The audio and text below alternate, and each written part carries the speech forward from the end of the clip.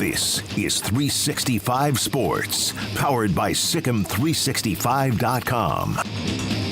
Welcome to the Triple Option. Here's your host, Paul Catalina. Welcome into the Triple Option. This is a new thing we are doing here on 365 Sports, where I'm going to do an hour, and then we're going to take an hour off, and we'll go back to the main show, which I will still be a part of. I'm Paul Catalina, alongside my co-host of the day, Chris Allman. You'll see Chris a little bit here and there rotating through. We're going to have rotating guest hosts, same college football talk, maybe a little bit different format, a lot different format. As you can see, we're over here, which makes it different. It's the big change. Then over there, which you can't see on camera, but that's where the desk is. So, thank you, Jack. So the analysis is over there. Yes. The fun is over here. Over here in this area is different than over there. So you can think of that when you see this show each and every day, Monday through Thursday, 1 to 2 p.m. On Fridays, we're going to do something a little different, kind of combine everything for the main show, because I have to do, with Smokey and Craig out doing high school football, I've got to do the lion's share Fridays solo. So yeah, you and Garrett were really good, by the way, on Friday. Oh, thank you. You guys. Appreciate really that. Good. So, Chris, College Football Week 0 happened this week. We're going to talk about realignment. We're going to look ahead to, kind of the season, like who are the teams that could win national championships. We're going to talk realignment and that kind of zoo. We're also going to, in the third segment, give a very honest review of Swamp Kings. Very honest. A very honest review of it. And we'll also get to know Chris a little bit, and we're going to do this with all of our guest hosts, maybe even more often than just one time. Can you see the viewership decrease in real time? Like when you do the Get to Know You Chris segment, will Jack be able to see? Yeah, I mean, you can. You can absolutely. Okay. Excellent. No, but just don't tell me what the numbers are. Yeah, I'm not. Yeah, I'm not going to tell you the odds. Okay. Yeah, I'm not going to tell you the odds. Okay. So Chris, let's start out. USC, Notre Dame both played this weekend. They're both teams that people think are going to contend for the college football playoff, particularly USC. Caleb Williams was fantastic in his debut. We're going to hear a lot about Zachariah Branch for the next 3 years. He's a true freshman. They returned a kick for a touchdown, caught a touchdown pass. I think he ran the ball a couple times. But USC's defense, they have, Chris, what I like to call a Care Bear defense. Okay. Where all they do is kind of stare at you and give you self-esteem. If you don't know, Jack's our producer. Jack, are you familiar with the Care Bears? A little bit. The Care Bears, for those who don't know, sure, I remember. Was a cartoon in the 80s when Chris and I grew up. And it was these little bears, and all of them had like a different emblem on their belly. And when they wanted to make someone feel better, they would all get in the line and they would say Care Bear stare, and then just emotions would beam out. That was their superpower. Yeah. And they would beam out, and then everything would be better. It was in the era, the first part of maybe let's let kids grow up with some self-esteem. Sure, yeah. That's when we started coddling kids. It was about Care Bear time. Yeah, so as opposed to maybe you need to get a job in a factory. Yeah. You're 7, what have you been doing with your life? So you're saying the SC defense has a bit of a Care Bear vibe to it? A Care Bear vibe to it, which it's not the dudes. If you go by recruiting rankings, it's maybe the system, which Lincoln Riley, this is not a new problem for him. It's not having a good defense. He didn't have good defenses at Oklahoma, cost him chances to win the national title there. So far, 1 year in at USC, the only problem they seem to have was stopping people. Right. And while they rolled past San Jose State, they did that on the backs of a fantastic offense, a very long kick return, and not really their defense. If you're Lincoln Riley, you're looking at this, do you start to get nervous week 0, or do you, wait and see? Because he's been riding with Alex Grinch for a few years now. Yeah, you tell me, is there anything in Lincoln Riley's past that says he needs to go out and have a lockdown defense? I mean, I don't think if it's a personality contest to try to get votes, if they're going to go score 56 points, that looks good on TV. So you tell me, does he have to actually go and make a change? Does he need a lockdown defense to go beat Utah and win the Pac-12? Or can he win the Pac-12 and get into that playoff with this really kind of glamorous offense? Well, and look, we only know 1 year he's only going to have 2 years of Pac-12 evidence. That's true. Last year and this year, and then the Pac-12's over, but not just for USC, but for the world. Right. But I think the proof's been in the pudding, though, with Alex Grinch and him from Oklahoma on. Yeah. Because winning the conference, Lincoln Riley did that at Oklahoma. He didn't do it last year, but Utah did because Utah is tough. People are going to see. They play Florida. They play with or without Cam Rising. They're going to play really tough, and that's how they beat USC when they beat them last year, was out toughing them. Because that in those moments, I think that's where USC falters, is that when you have to be just tough, right? Just absolutely nails tough. There were tough OU teams defensively, yeah. But I don't know if there's any reason to push I think you use the word panic. I don't think there's any type of panic. I think after week 0, you were one of the very few big games being played, so the spotlight's on you. So your mistakes and your deficiencies are going to be really, really glaring. So panic button, probably not. He knows who they are. He knows where they need to get better. He's not going to make a change in week 3. So I think he's going to ride Caleb Williams as long as he can and hope that defense does enough. That seems to be the formula that's going to work for them. Yeah. And I just think it's one of those things that they have to. They're the Pac-12, and this is the saddest thing about this upcoming season, is that the Pac-12 may be as good as it was ever going to be this year in entertaining, with USC, UCLA, Oregon, Washington, Wazoo, Oregon State, all going to be good. Utah going to be good. I don't know if Colorado's going to be good, but they're certainly interesting. Sure, you'll watch them. They got Deion Sanders as their coach, and this is their last year. Right. So everybody, like even Arizona State, we'll talk about that in a second. Arizona State imposed a bowl ban here year 1, self-imposed bowl ban. Their seniors are furious. I would imagine. Yeah. Because they're like, why didn't you just ride this out? But they're trying to get ahead of the NCAA. Sure. But Arizona State's interesting with Kenny Dillingham. Arizona's getting better. So outside of Cal and Stanford, who are kind of stuck in neutral, Stanford's got a new coach. Like, it's going to be a great year, and it's the last one. I think the Pac-12 is like, if realignment is painful, like for someone like me who's a little bit old school, I'm 45 years old, I remember the Southwest Conference. If realignment is painful in general, I think the Pac-12 is the acute pain, like you talked about. Like, man, this is a really good conference. Has been historically, had some stretches where it wasn't great historically, but this last year, like you talked about, almost top to bottom. Like, I've heard you talk about Oregon State. I know you're a big fan of what's going on there. So that's one of the painful things about this really acute, like, under a microscope, this Pac-12 situation stings for college football fans. It does. And look, you could have been on either side of that fence of like, man, I hope that these teams join the conference that I like or not. But just as a football fan in general, from the 30,000-foot view, like, this is a good group of teams under the microscope of 2023. Yeah. Like, outside of that, and then it's just going to be over. Like, we don't get to see any of these teams build on it in that conference. Right. They're going to try to build on whatever momentum they gained this year going into a new one, which even in like Texas, if Texas wins the Big 12 this year, that's great momentum for them going to the SEC. Yeah. But it's still a completely different thing they're about to do. Yeah. So can you even count it? Yeah. I mean, you can count it, but like, can you even think of it the same way as you would have? You won Conference A title in 2023, and you're going to try to repeat it in 2024. Well, if, say, USC and Texas win these two conferences, then no, you're going to go, it's a different thing in 2024 altogether. Yeah, I think there's going to be a very small window this whole year where we're even really allowed to talk about football. And right, it's week 0. We're coming off a preseason where there was major realignment news. This is what we're talking about. We're not yet really talking about what's on the field, but there's going to be a very small window in there where we can actually talk about how good teams are instead of where they're leaving or where they're going. And I think, again, the Pac-12 is going to fall victim to that. We're going to have this really excellent football between the lines, but all we're going to be thinking about is, oh man, this lingering thing of like, this is the last time we're going to see this particular game or this particular rivalry game.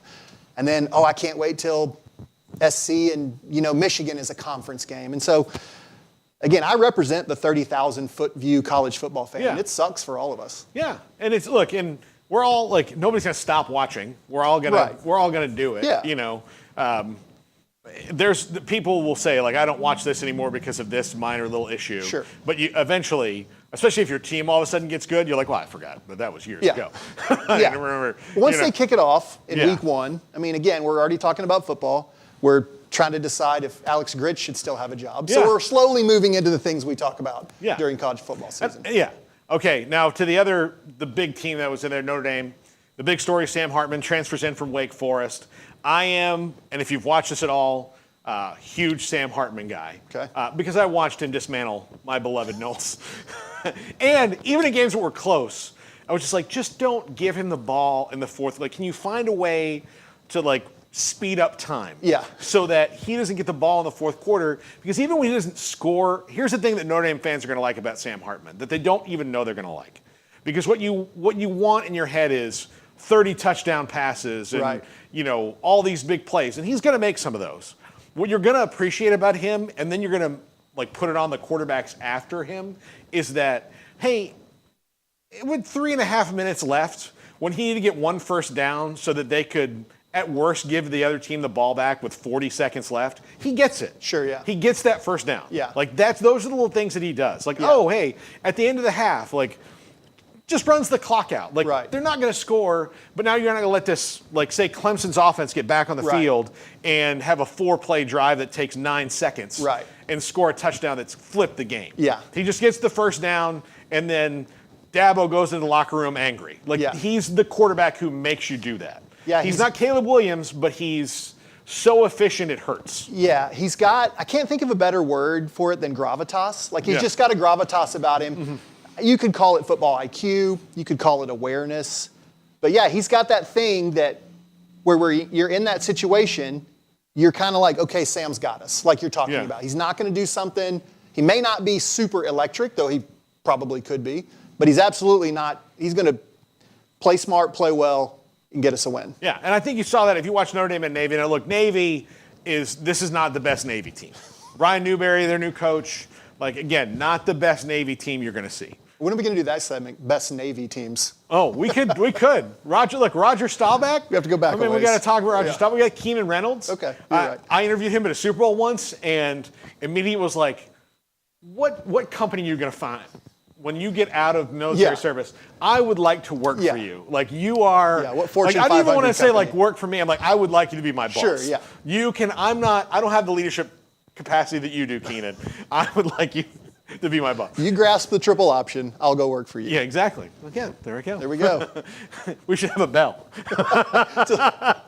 If we're saying triple option a lot outside of referencing the show, something's wrong. No, but there are things to take away from that game. Notre Dame ran it very efficiently. Sam Hartman was very efficient. They ran the ball really well.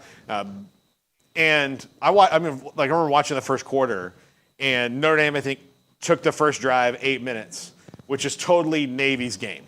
It's totally what they do. Yeah. And then so if you can take Navy and beat them at their game for a little bit, and then you can get over the top on them, then you really put them behind the 8 ball. That was just a very efficient game the way it should have played out. Yeah. Notre Dame needs a lot of those this year because their schedule's going to get harder before it gets easy. Well, I say that. They play Tennessee Tech this week. But it's going to get harder down the line where being able to do both those things and be super efficient is going to help them because while Sam Hartman is, I believe, a super senior or fifth-year senior, he has true freshmen at the skill positions all around him and people taking over. But I came away impressed that Notre Dame went out. Marcus Freeman did exactly what you're supposed to do to Navy.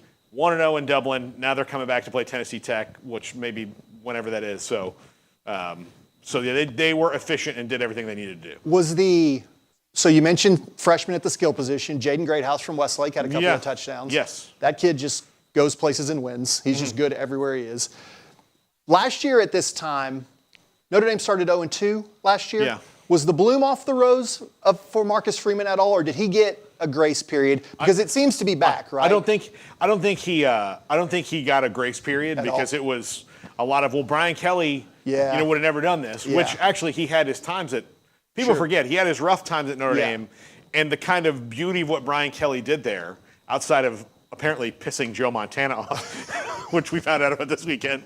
Okay, tell me more. Yeah, but outside of that was he actually did reinvent what he was doing. Yeah. And had he not done that, he would not have been at Notre Dame anymore, and he wouldn't be at LSU right now. Yeah. But he reinvented what he was doing and said, okay, we're going to do it this way.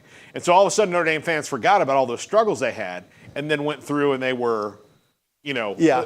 But so Marcus Freeman probably got you guys lost to Marshall. You lost this one. Yeah. And then I think by the end of the year, when they stabilized at quarterback a little bit, yeah. even though they lost Tyler Buckner, like once they kind of stabilized and went through it, people were kind of back on because he's so energetic and young, and he is the like when you look at the coach of the next 20 years, the coaches of that, yeah. Marcus Freeman's the avatar for that. Like coaches are going to have to be like him and understand things that he gets that maybe the old school guys don't anymore. Yeah, Freeman is the reason.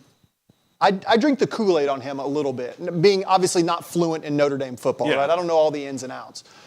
But Freeman he's dynamic. He's clearly a good coach. Like he's a good X's and O's guy. Sometimes guys like him get pegged as culture guys or, energy guys, but he's good across the board. And so I think them going out and beating Navy like that doesn't do anything but affirm this is the right guy for this job. And you're right. They're going to be good this year, and it could be for the next 2 decades. Yeah, but like I said, I think of the coaches, the young, like Lincoln Riley, avatar of the coach of the future. Yeah. Marcus Freeman, the guys who have the grasp, but Mike Norvell, really, really does. Yeah. Kirby Smart really does. They have their handle on everything that is presented towards the modern college athlete. Yeah. That they can kind of answer all those questions. Yeah. Because it's, it might be Dion, really, honestly. Yeah, I was actually going to ask that. Yeah. Is there is there somebody who's not making those adjustments? Well, Is it I think clear? there are coaches that are doing it kind of against their will, but they're riding the wave, like Mike Gundy, would you Dana say about Holgorsen. Saban? Is Saban in that class, or is he? No, I think, look, Saban will ride the wave out until he's retired. Sure, he has nothing else to prove to anyone, but maybe himself. Like, honestly, this is right at this point. It's like just for you being satisfied with your career and being able to put a bow on it because he can do whatever he wants. He's adjusted well. Now, he's fought some things because he didn't want them, but when they make the rules, the thing I've always thought about this brilliant about Saban is like, okay, you guys know that like I can do this too, right? Yeah. So you're giving me we all have this power. Yeah. But I in particular do. So you're going to give it to me here where I have everything at my disposal and expect me not to win a lot. Right. Okay. Yeah. He's kind of like, you guys are making this easier for me. Yeah. And he's always been very, I think, clever about the way he puts those things. And still is. I think, again, in light of what Kirby Smart's done the last couple of years, probably if you don't really think about it, you think, oh man, maybe he's regressing, maybe he's not changing with the times. When the reality is he probably is. It's just that Kirby Smart, again, is that avatar. Well, and he's younger, and he knows everything that Saban does because they work together for so long. So he's taken this and then built upon it to where they might be moving at almost similar speeds, but Kirby Smart is right out there in front because he's younger and faster. Now, like Dabo Swinney, I don't think has as much patience for the new era. Mike Gundy, Dana Holgorsen. Heck, we had Chris Pesman from Houston on, and he even made a joke about when Dana gets tired of NIL and the transfer portal, am I going to have to hire a new coach anyway? Sure, yeah.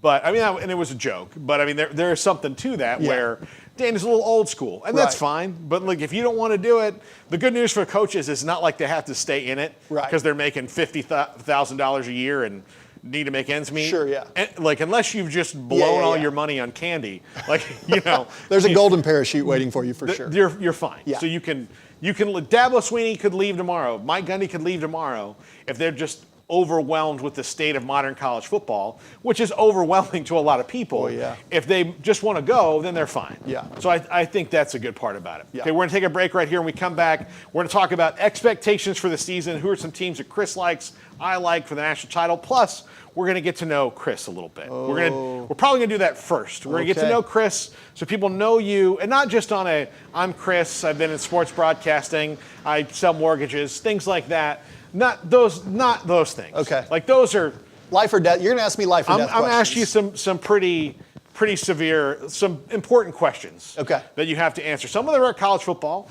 and some of them are not. So we're going to play college football, not college football with you. Okay. Excellent. That's coming up next. This is the Triple Option on 365 Sports.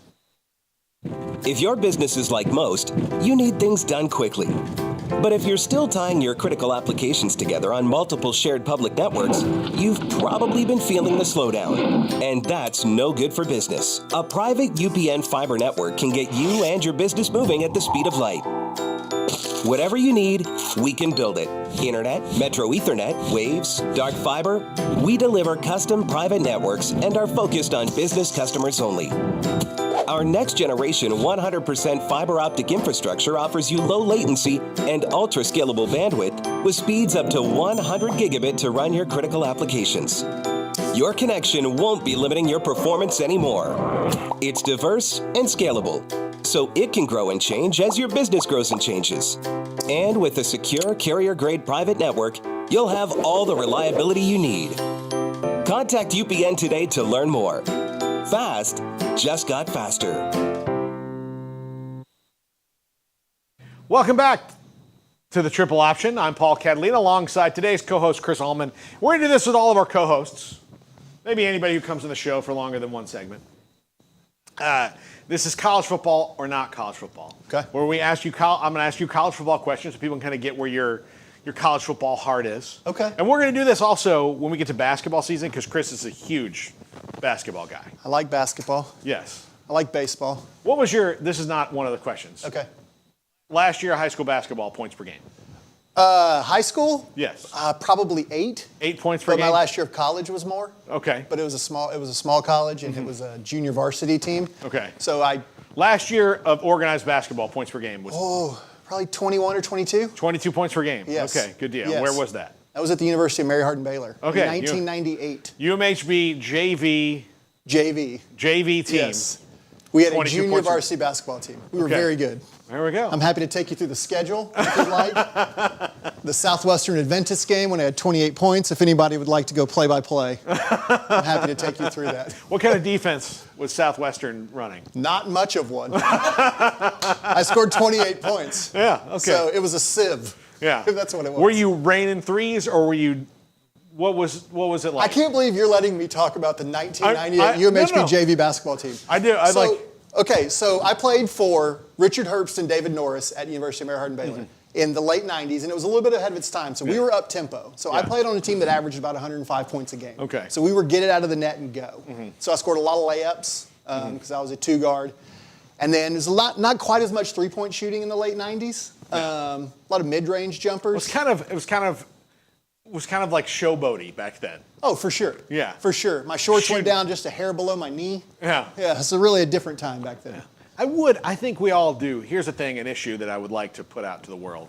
I think we all need to get together on what appropriate shorts lengths are for different parts of shorts. Yeah, I actually have a strong opinion on this. So when you're ready to put that round table together, I just do. give me I a think call. we need to get together on what's a basketball short? What's a swim trunk? Yeah. What is just your usual casual short? Okay.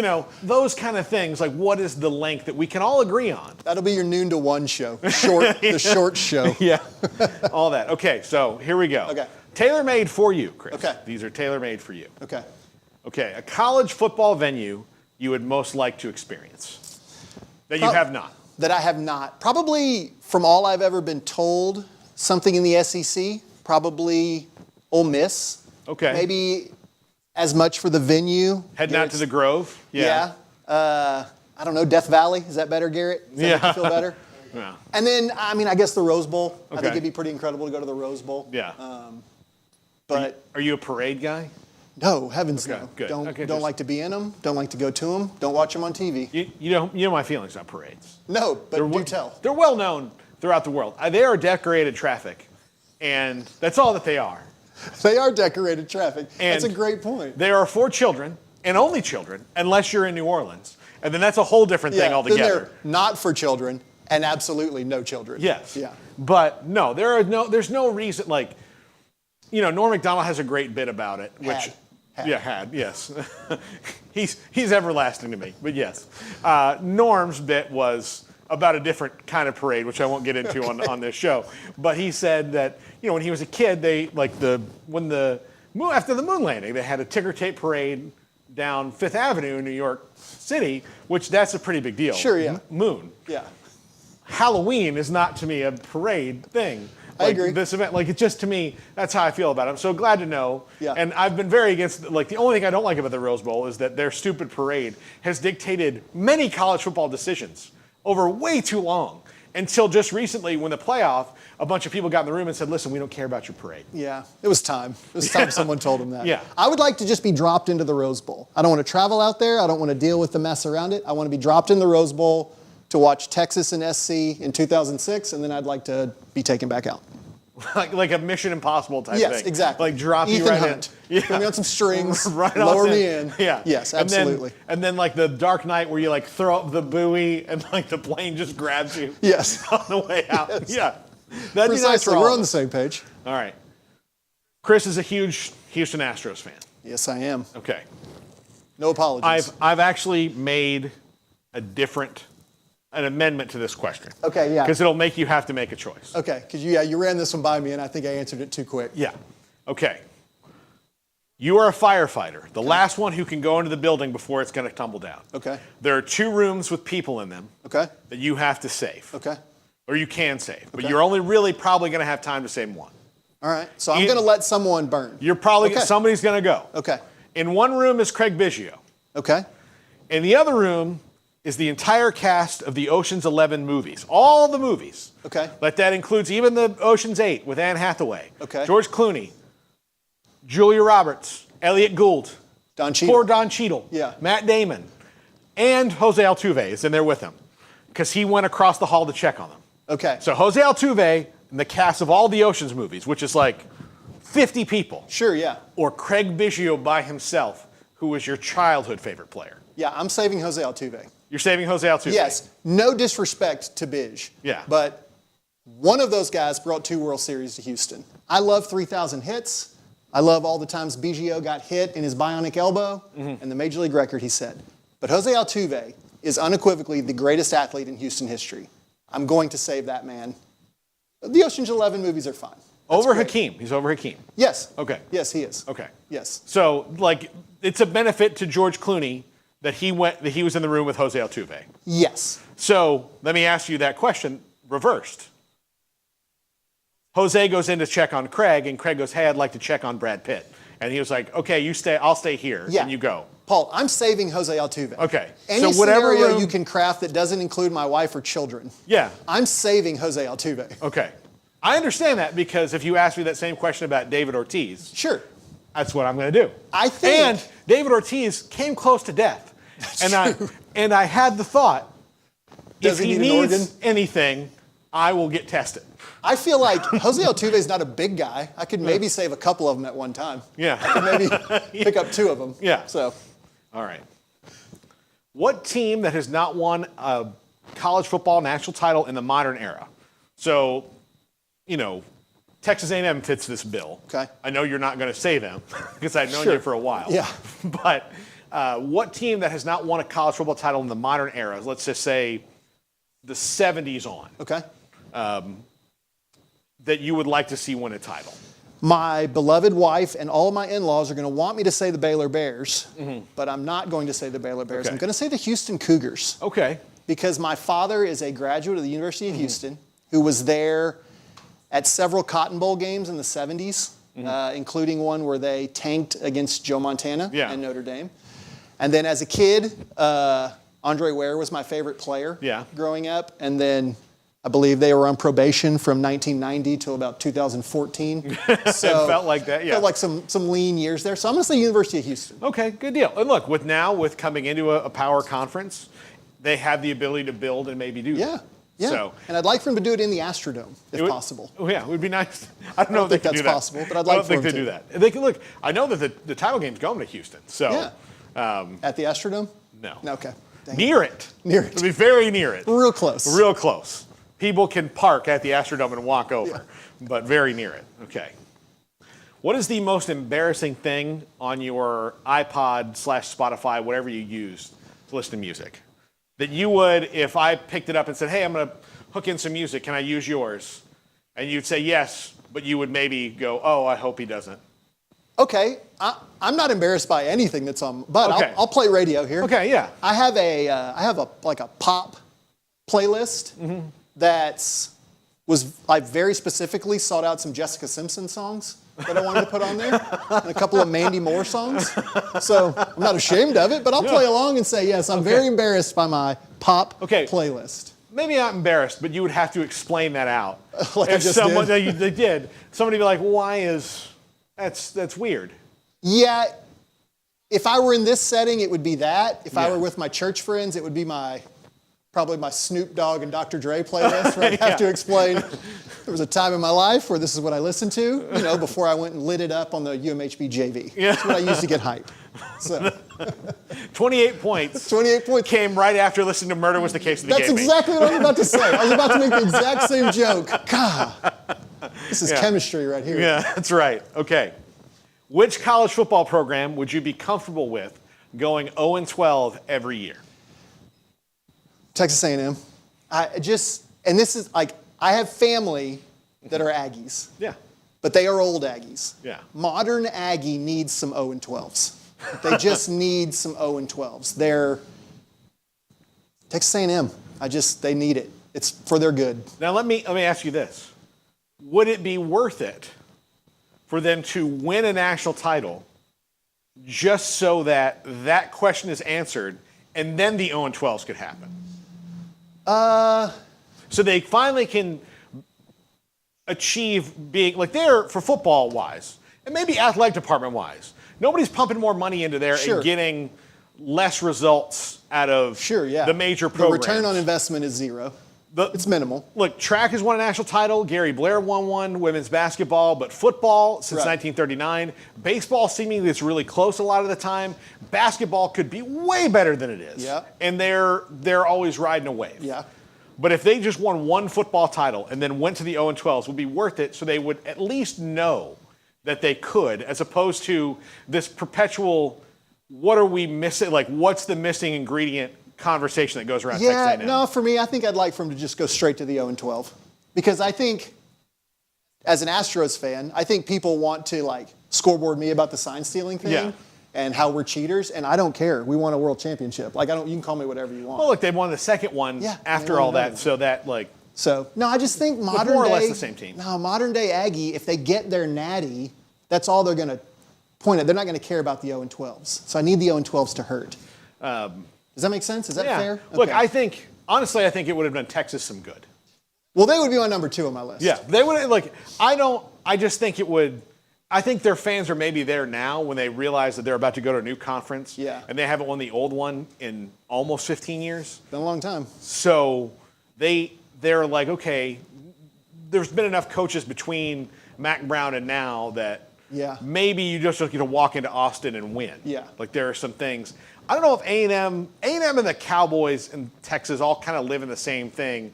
They're not bad enough to really assess what they're missing. Yeah. Who's the program you want to go 0-12? Oh, Do you have one? Florida. Oh, yeah. I mean, Good point. I forgot I was talking to a Noel. Florida. I guess but it could have been Clemson. Could have been Miami. Look, it would not. Yeah, I mean, if I had to trade out one or the other, if they told me, look, Florida can never go 0-12, but Florida State will win national championships every 5 to 9 years, I'd be like, well, whatever. I mean, what do I have to do? Okay. Who do you need me to make some things go away for? I'll. Okay. Well, apologies to my Aggie family. No, but there are a lot of them. But apologies sorry. to mine that are going to be watching this and how could you let this Apologies person... to the Catalinas. Yeah, no. Sorry. So, all right.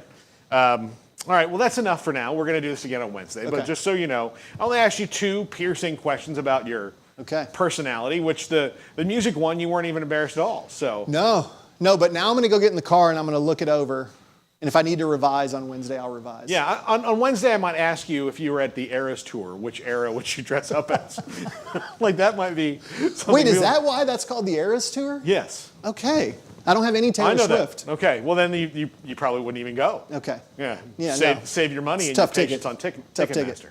All right, now back to the overall discussion at hand of college football, which is why we're here on the Triple Option. This season's going to be kind of interesting in that there are some really good teams that are all breaking in new quarterbacks, like Georgia, Alabama, Ohio State, all breaking in new quarterbacks. Most people think those are kind of penciled-in playoff teams. Michigan, not breaking in a new quarterback. Clemson kind of is with Cade Klubnik, although he played, especially in the bowl game, he played a lot last year. Florida State on the rise with a returning quarterback in Jordan Travis. Bo Nix at Oregon, there's returning quarterbacks. How do you feel about teams that are contending for the playoffs, especially Georgia, Alabama, Ohio State will all be breaking in new quarterbacks this year. And teams like Michigan, who have J.J. McCarthy, and maybe the best lines all around that are maybe hit the ground running a little bit better. Yeah, I'll tell you, you sold me on Michigan Friday. That was I believe in your 5. Yeah. You sold me on Michigan because, yes, it was Blake Corum. Yes, it was J.J. McCarthy. But you talked about having the best offensive and defensive lines, arguably, in the country. Yeah. And not being I never played football, but everyone tells you that winning starts up front, no matter what kind of offense you're running. And so if you're strong in the trenches, you're going to be good. And they were a hair away from getting there last year. And so, I don't think you can really think all that wild outside the box when it comes to the playoff, right? Like, nobody was sitting here saying last year, I think TCU is going to make a run at this thing. So I'm going to stay very conventional. I'm going to say probably Michigan. If I had to actually pick an outside-the-box team that I thought had a shot, I might say Clemson, just because again, Dabo is a little bit of a character sometimes, but I think he's a good coach. I think it's a good program. And so, Michigan's my, if I had to put money on something, I'd probably say Michigan. And my outside-the-box that's not at all outside the box would probably be Clemson. Yeah. Clemson hiring Garrett Riley is a really interesting thing because Dabo has only gone outside the family one other time, and that was Brent Venables. Yeah. And that worked out really, really well for him. Really well. And so otherwise, Dabo likes people who are Clemson homegrowns and people on his staff that he grows up. And look, there's no wrong way to do it. Right. There's what works and what didn't work. Right. And so the coaches that are more successful over the long period of time figure out what doesn't work quickly and move on from it. Yeah. It's a strength that I think Dave Aranda is building at Baylor because he's not going to try and expend any mental energy on this thing I thought was going to work, didn't work. Let me try to figure out why it did. If I figure out why it did and if I can't fix that, then I'm just going to move on. Yeah. Dabo's not really been like that. But part of that's just been because everything worked up until certain points. He hasn't had to. He hasn't had to. But it has changed my opinion of him going forward. And that if he's going to go hire Garrett Riley, which may only be for a year, honestly, if they win the ACC this year, Garrett Riley's going to get a head coaching job. If they're in the playoff, Garrett Riley's getting a head coaching job. Those kind of things are going to happen. But for 1 year to maybe win that title again and put your stamp on it before the college football world completely reshuffles itself in a year and you don't really know what the future holds. Yeah. It makes me think that Dabo has hidden depths. Yeah, I think you're right. I don't think he's ever been, not that he's ever been disrespected, but not really ever been given credit with his ability to make the necessary changes because he hasn't had to. And so I think if he does, I think he has now. And in my opinion, very likely it's going to pay off in a playoff berth. But again, the ACC's no cakewalk. Look, if you ask me right now to pick who the ACC champion is going to be, and as you know, I bleed garnet and gold. Sure. I would still say Clemson because Mike Norvell hasn't proved to me that he can beat them. Right. Hadn't beaten them yet. Now, last year they actually made headway in that, and they fell behind really big and then closed the gap and had one more series. Maybe that game goes into overtime, but that's not what happened. Right. They didn't win that game. So we'll see, how that goes moving forward. But I think Clemson could be a really interesting team. Yeah. Because if Cade Klubnik and Garrett Riley are really this match made in heaven, the defense will be what the Clemson defense usually is. Yeah. Maybe even better than it was last year because they've got some really good players along the D-line. Yeah. That could be a really tough team to beat. And look, they and Florida State could split. It just depends on when that split is, who wins the second game if they play again in the ACC title game. I know it's a conversation of opinions here, but is Utah a candidate to fill that outside the box? I think so. I think if Cam Rising gets back and plays like Cam Rising can play, then I think so. If not, then they might lose a couple games early that would keep them out of it because we're only still talking about 4 teams here. And Utah's not a team that can lose one and claw back in it, theoretically. No, they don't really have that cachet. No, because somebody's going to find a reason. Right. Even though they might be tougher than nails and all that. If they lose either the first two to Florida and Baylor, right? Right. Then then that's going to be in the committee's mind all year long. Yep. So, Yeah. All right, we'll take a break right here, our last break of the show. When we come back, we're going to talk about conference realignment right now, where it stands, and we'll also give an honest review of Swamp Kings, an absolutely mediocre documentary, which that's a little preview right there. There you go. We're There was your review. We're done. We'll get into it. This is the Triple Option on 365 Sports. If your business is like most, you need things done quickly. But if you're still tying your critical applications together on multiple shared public networks, you've probably been feeling the slowdown. And that's no good for business. A private UPN fiber network can get you and your business moving at the speed of light. Whatever you need, we can build it. Internet, Metro Ethernet, Waves, dark fiber.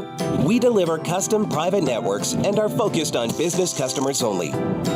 Our next generation 100% fiber optic infrastructure offers you low latency and ultra scalable bandwidth with speeds up to 100 gigabit to run your critical applications. Your connection won't be limiting your performance anymore. It's diverse and scalable, so it can grow and change as your business grows and changes.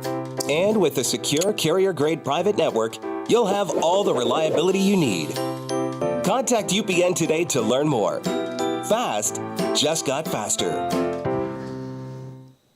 Welcome back to the Triple Option. Paul Catalina alongside today's co-host Chris Allman. Tomorrow will be Royden Ogletree from KWTX. And Chris, we are going to wrap up the show giving an honest assessment of the Netflix 4-part documentary, Swamp Kings, which I will just say Johnny Manziel got 1 part, Swamp Kings got 4.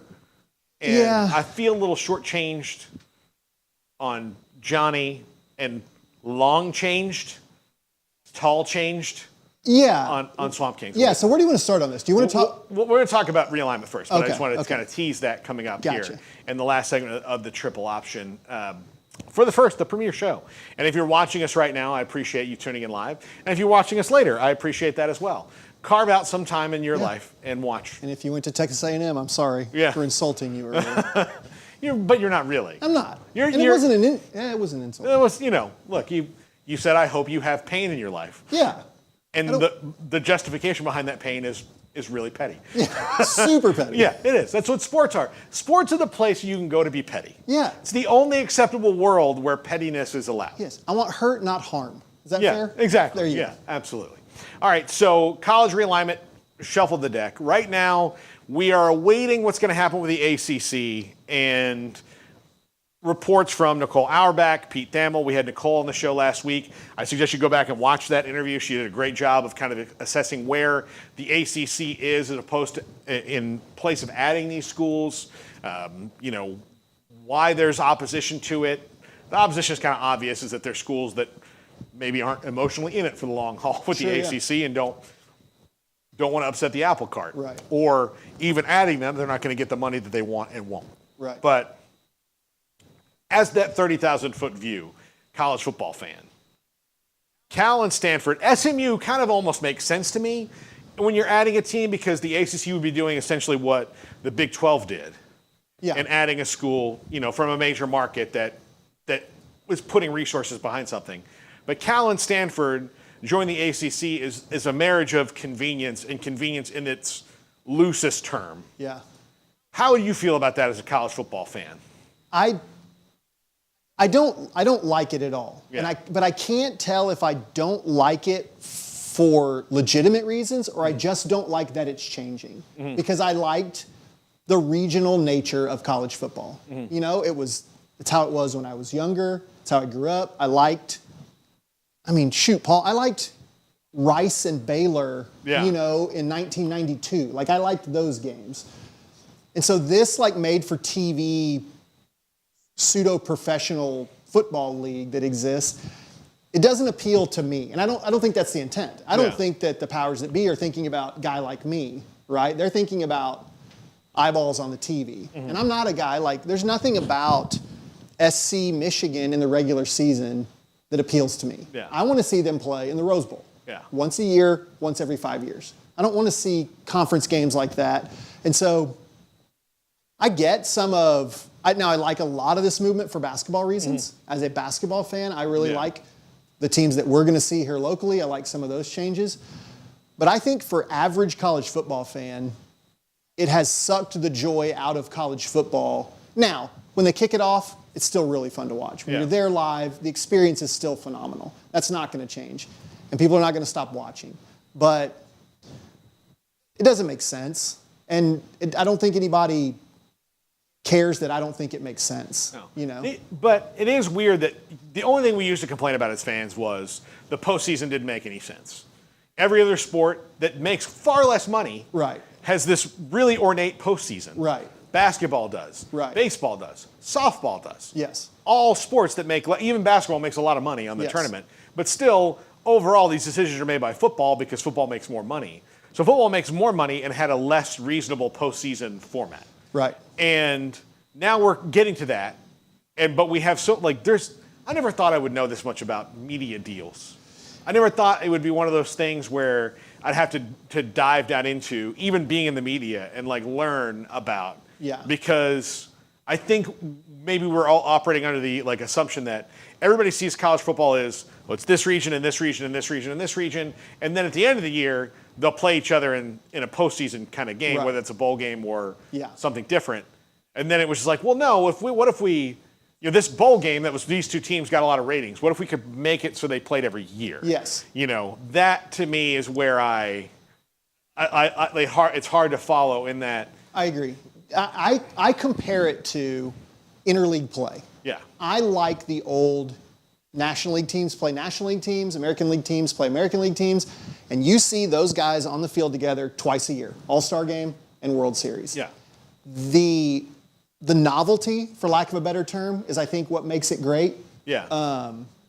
But yeah, I don't want to see an interdivision game. Well, and interleague played the first way they did it, which was it was 2 weeks of the year, where you played a couple of them. I liked that. That was okay. That was a little bit, especially when they did the unbalanced schedule. You can get really tired of watching the same teams over and over again. So, that I don't mind. I just this way of, like you said, all it's like all sprinkles and no ice cream sometimes when you get that. I think it's made college football way too sterile. Mm-hmm. So I was studying up, because I'm a nerd, on the Holy War, the BYU-Utah, not the actual Holy War, but the BYU-Utah rivalry. Yeah. And that is if you read about some of the instances of player and fan interactions, that is a heated rivalry. There is some genuine distaste. And now those two teams are going to stay in a conference together, obviously, but only kind of through a stroke of luck. Right.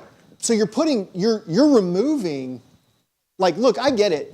I'm sure Bedlam has had some really tasteless, classless acts that we don't condone as human beings. But isn't that what makes college football awesome? Yeah. Is stuff like that? And we're losing stuff like that. And that's the draw for someone like me. I don't care that much about the laundry on the field. I'm not in awe of, again, these powerhouses playing every single year. I want the contempt that is built up from playing each other every single year. And I would just have preferred it stay the way it was. But I'm an old person. Well, look, I'll just give people an example. They tried to make Colorado and Oregon a rivalry the whole time. Yeah, not a rivalry. The whole time. And Colorado and Oregon were both like, yeah, it's fine. Whatever. Yeah. We want to beat them, but, I'm not going to wake up in the morning going, Colorado. Yeah. You're just not going to do that. So that's what I wonder is going to happen, maybe a lot more than just Colorado and Oregon. Right. It's going to happen all over the place now, where you're going to try to make Stanford and Wake Forest a rival, and Stanford people and Wake Forest people are like, that's who we play on November 9th? Yeah. Okay, good. There's no familiarity, right? Familiarity breeds contempt. Yeah. And there's none. These people are going to be, first it's going to be, well, this is neat. It takes years. Years to build that. And at first it's like, well, this is cool. Here is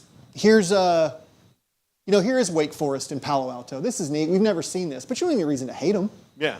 I want there to be some hate.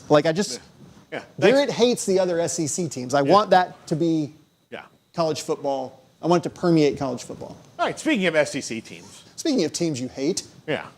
I talked about it a little bit on the main show on 365 Sports, but I thought this would be a good attempt to ping pong back and forth on Swamp Kings, the documentary. Okay. And I will say this right off the bat. I'm very biased. Tim Tebow went 4-0 against Florida State. Let me compose myself. Yeah. I didn't know you were biased. 4-0 against Florida State, so I already, have that over my head.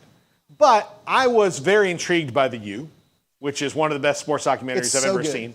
It's so well done. Objectively good. Yes. This was trying to be that. Except what it didn't do was honestly assess everything that went on there during that time. Right. Which was really short. Right. I mean, it was 5 years of Urban Meyer, 5-6 years that he was there. It was quick. Yeah. I had issues with, I don't think it was trying to be the U. Because the guy that made the U was Billy Corbin, if I'm not mistaken, who was a huge University of Miami fan. Yeah. And he just laid out, this is how this team of outlaws was, and I love them. The people that made Swamp Kings, I believe it was made by an Australian production company. They don't know anything about American football. They don't know anything about Urban Meyer. And clearly what they did was make a trade. They said, we will make this documentary in exchange, we'll make it kind of the way you want in exchange for access. Yeah. And so I thought it was better than the Manziel documentary, which was dramatically lacking in a lot of information. I just wanted more in the Manziel doc. With this one, there was plenty of information. They just left out some really salient details to those teams and some really important players to that era, namely Aaron Hernandez. Yeah. So this one was just, it wasn't fluff. I didn't hate watching it. No, that's the thing. But it was inaccurate. Yeah, I was watching it waiting for something, and there were a couple parts, and there was a tragedy. Urban Meyer kicked a player off the team. Right. He eventually got it deep into drugs and OD'd and died. Yes. And Urban Meyer blames himself for that. And he said never again. But he kicked Cam Newton off the team for stealing a laptop. Right. Cam Newton turned out fine. Yeah. Depending on how you feel about guys wearing bonnets, turned out fine. If you're pro bonnet. Yeah, if you're pro bonnet, no. But I mean, guy. Cam Newton, everything's gone pretty well for him, And so I think this thing was made for people that don't know anything about Urban Meyer and they don't know anything about that era of the University of Florida. Because then they could just flat tell you things that weren't true. Every documentary has a little bit of fluff to it, right? Every documentary has a little bit of revisionist history. But by and large, there are at least shreds of truth. And this particular thing that we were watching, Swamp Kings, it felt like I don't want to say they were telling lies, but I feel like the revisionist history was lacking some of the really important details to the thing. Yeah. Yeah. And I don't know Urban Meyer. I've never met him. I don't trust him. I don't trust anything he says. No. Not a lick. Well, it left out, they mentioned Aaron Hernandez. And the two things they said about him were kind of complimentary. And Tim Tebow took a blame for it, and then they mentioned the recruiting class he was in, he was there. Yeah. And then they don't even mention, he's notorious. Yeah. And there were a lot of other bad things that happened. Chris Rainey, who had one of the more notorious things that's in the documentary. Yeah. And Urban Meyer's just talking about how much he loved watching cartoons with his son, and you're like, well, you left out the part where he threatened to murder his girlfriend. Yeah. And look, I'm hoping that Chris Rainey has seen the light and has reformed himself into a better person, but leaving that out of the documentary when he's in it, he's actually in it, then it just takes out context of everything that went on. And I think it's an Urban Meyer rehab piece because he went out so bad in Jacksonville. Oh, for sure. It's so 1,000% an Urban Meyer rehab so piece. bad. So he might try to get that next big job that comes open somewhere, which might wind up being back in Florida. Yeah. And although I do think there's some bad blood with the way he left there and then went to Ohio State and promptly won there. Yeah.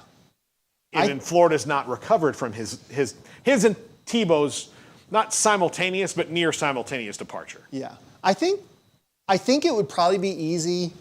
There may be a camp of people in the world that really don't like Tim Tebow, right? They may think he's a fraud. They may think he's a little too saccharine for them. I'm kind of indifferent on Tebow. I thought he was a really good player. He was a little too much for me in the doc. He was whisper talking. Everything he said was you don't know what it means, what it is to give your whole life to something. I was like, well, some of us do. Why are you whispering? Speak up. So I thought he was even a little bit much in the documentary, but at least it painted a picture of a little bit of his teammates saying yeah, we got a little tired of the Tebow love, and he doesn't shy from it, right? Yeah. The first shot of Tim Tebow, he's not wearing a shirt, right? It's a very Tim Tebow-rific documentary. Yeah. I have to kind of hold back my opinions on him, as you know how I feel. Yeah, for sure. Because again, it's biased and it's probably not right. I was very interested in his recruitment and everything that happened because I thought the most interesting part of the documentary was how desperate Urban Meyer was for Tim Tebow. Yeah. Like that was, I didn't think he recruited that way. Yeah. Where he was just pulling out all the stops and making sure that Tim Tebow knew that he was the quarterback. I feel really bad for Chris Leak, who was really good. Who was good. He just wasn't what Urban Meyer wanted, and he still won the title with Chris Leak. Yeah, I kind of kept waiting for Chris Leak because he was a really integral part of that. Like, there's a lot of ways you could have gone. He was a really good player. So he couldn't go get you a 4th and 1. Like, they almost, like, the way the thing was told, it was like, well, Leak couldn't get us the 4th and 1 against, Ole Miss. Well, yeah, so Tebow was Superman. I get it, but I thought I don't think they talked enough about Percy Harvin, both in like how his wheels were off a little bit, but also just how good Percy Harvin was. And so, for people like you and me who know that stuff, we watch it cynically, but we're right. Like we're like, man, they're leaving out so much stuff, including but not limited to the guy that was a killer. Yeah. But the Pouncey twins, barely any mention of the Pouncey twins. You know what it felt like? It felt like going to see a movie of a book I've read. Okay. And then they leave out one of the best parts of the book. And you're like, well, that would have been really cool to see in the movie. Yeah. And the movie doesn't work. And you're like, well, they left out this middle part that explains all of it. Yeah. And you're like, well, they could have. I think it keeps with Netflix's kind of hit or miss record with their sports content. I haven't seen the Mantel-Teo Untold, but like Drive to Survive, Full Swing, that stuff that they create's really, really good. The Manziel documentary was bad. Like, it was just bad from start to finish. It was too short, left too much out. Swamp Kings was 4 hours of like, I watched it, I was interested. But again, a little bit of my interest was pointing out, well, that's wrong, and that's wrong, and well, you missed something here. By comparison, Manti Te'o's documentary, I know you haven't seen it. I haven't. He had to go through all of this again, which was horribly traumatic for this poor guy. Yeah. And then you had to see all the things that were said about him in the media that were awful. And then Urban Meyer managed to take all that stuff out. Yeah. So it just makes me have much more of a high opinion of Manti Te'o. Yeah. Because he was willing to go through all this pain again. Yeah. And Urban Meyer really only wanted to tell you about the good stuff. Although he was pretty honest about that 2009 year where they were just loaded in a juggernaut. Yeah. And undefeated going in to face Alabama, which was essentially, that was the hello Nick Saban. Yeah. That was their introduction to the world. Yeah. But he had pressed so hard on those guys because he wasn't enjoying it and then they weren't enjoying it. So I almost feel like Meyer should have leaned into the Michael Jordan Last Dance of this is who I am. I feel like at least we wouldn't be saying that the doc showed he was a fraud. If he just leaned in and was like, yeah, I'm an a-hole. Yeah. Like a little bit more, it might be different, but it was just, it was Meyer propaganda. It was. It's unfortunate. Well, Chris, thanks so much for being here for the premiere episode. I wouldn't have picked anyone else. Yeah, you bring out your big guns for your first one, for sure. To help me through this first episode here on the Triple Option.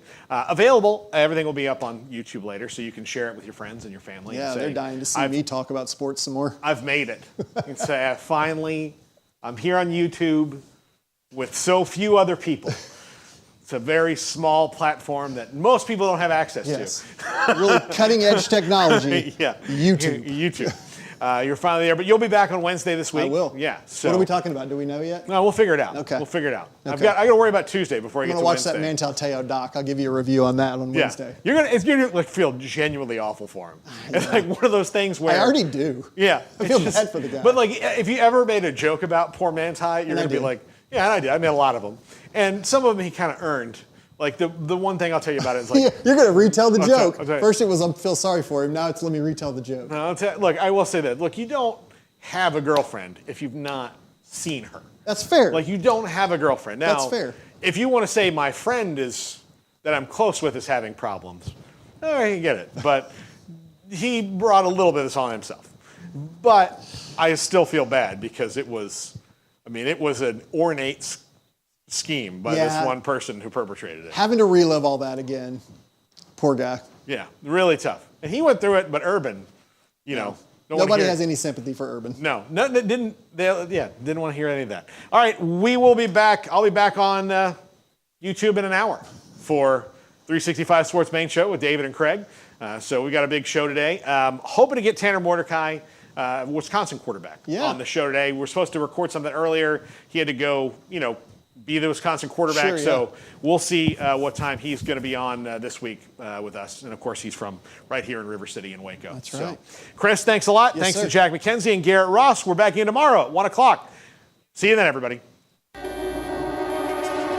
This is 365 Sports, powered by Sikkim365.com. Welcome to the Triple Option. Here's your host, Paul Catalina.